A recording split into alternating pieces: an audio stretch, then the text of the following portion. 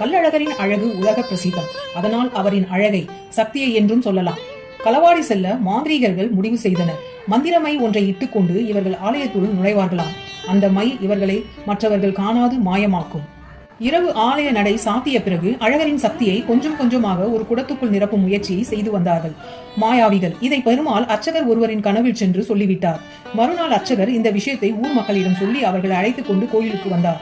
சூடான தலிகையை ஆவி பறக்க கொண்டு வந்து சுவாமி சந்நிதியில் வைத்தாராம். பின்பு உடனே வெளியே வந்து கதவை வெளிப்புறமாக அடைத்து விட்டாராம். அந்த ஆவியின் சூட்டில் மறைந்திருந்த மாயாவிகள் கண்களில் இருந்த மை கரைய தொடங்கியதும் மை கரைந்ததும் அவர்கள் உருவங்கள் வெளிப்பட்டன. மக்கள் அவர்களை சூழ்ந்து பிடித்துக் கொண்டார்கள். 18 பேரையும் அங்கேயே படிக்கு ஒருவர் என பலி கொடுத்தனர். அவர்கள் மாந்திரிகத்துக்காக தங்களோடு அழைத்து வந்த தேவதை தான் கருப்பசாமி.